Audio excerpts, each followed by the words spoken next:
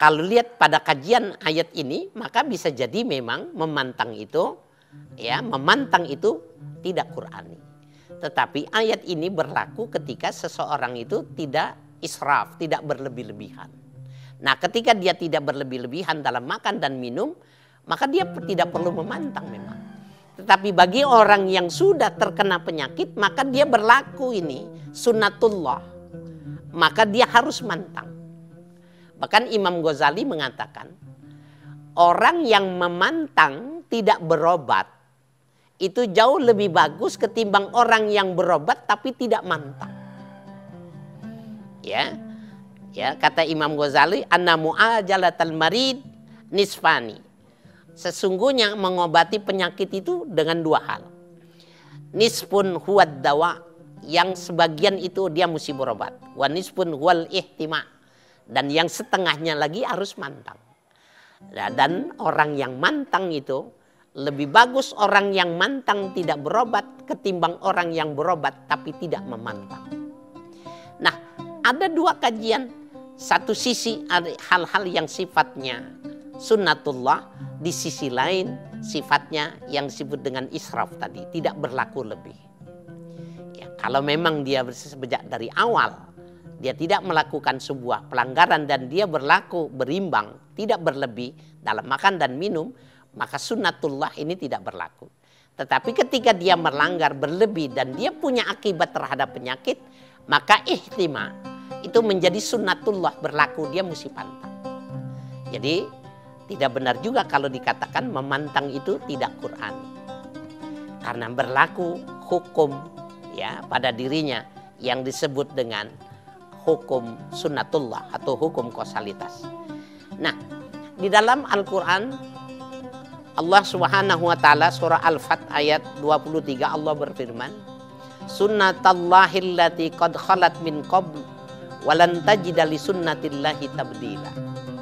Sunnatullah itu sudah ditetapkan sejak dahulu. Jadi Allah sudah menetapkan sunnatullah itu sebelum Allah menciptakan segala sesuatu, sudah ditetapkan sunnatullah. Hukum kausalitas itu sudah ditetapkan. Walan tajida li sunnatillahi tabdila.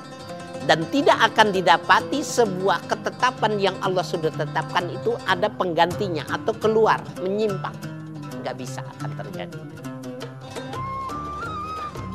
Oleh karena itu, para pemirsa dimanapun Anda berada, ya, memahami sunnatullah pada satu sisi perlu untuk kita pahami.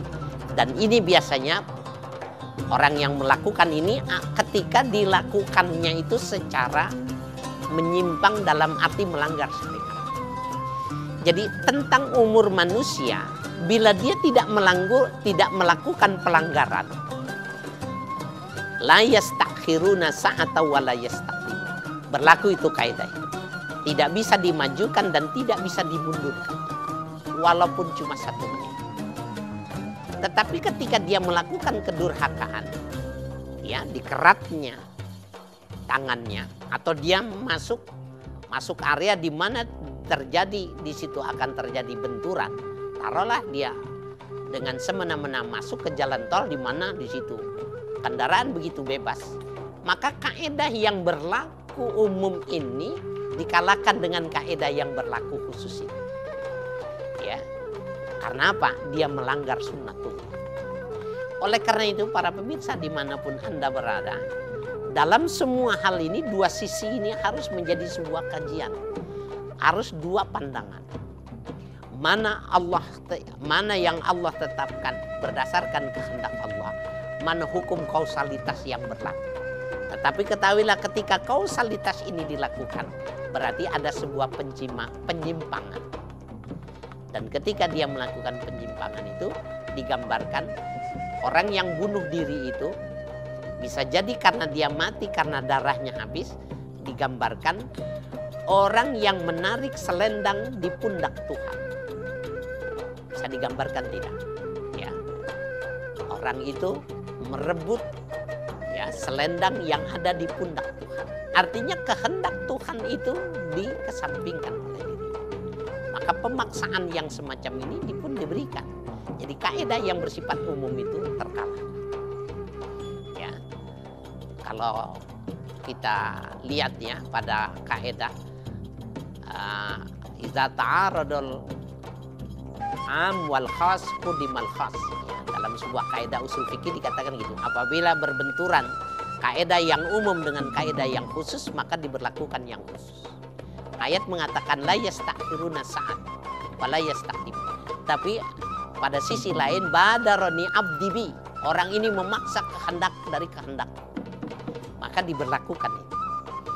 Kalau pada sistem masyarakat ya, hukum yang kontinental, yang Anglo-Saxon juga ada sebuah kaidah yang sama, lex specialis diregat lex generali, bahwa hukum yang khusus itu bisa mengampingkan hukum yang sifatnya umum. Jadi kaidah hukum juga akan mengatakan seperti itu. Nah, oleh karena itu ya, ketika kita mensikapi musibah yang terjadi sekarang ini, maka kita sikapi itu ada sunnatullah yang berlaku di situ, sehingga kita wajib melakukan ikhtiar. Tetapi ketika ikhtiar itu dilakukan bukan berarti harus berhasil. Ada orang yang diobatinya biasa-biasa saja tapi sembuh. Ada orang yang diobatinya secara maksimal tetapi tidak sembuh. Karena Allah mengatakan wa'af'alu ma urid. Aku akan melakukan apa yang menjadi keinginan. Oleh karena itu dialog ini tidak bersifat mutlak, dia tergantung pada sisi mana ya cara kita memandang satu masalah ini. Mudah-mudahan ya, sebuah kajian yang menyangkut ya tentang sunnatullah ini menjadi sebuah bekal kita dalam memahami setiap peristiwa yang ada di lingkungan kita. Mudah-mudahan ada manfaatnya. Wassalamualaikum warahmatullahi wabarakatuh.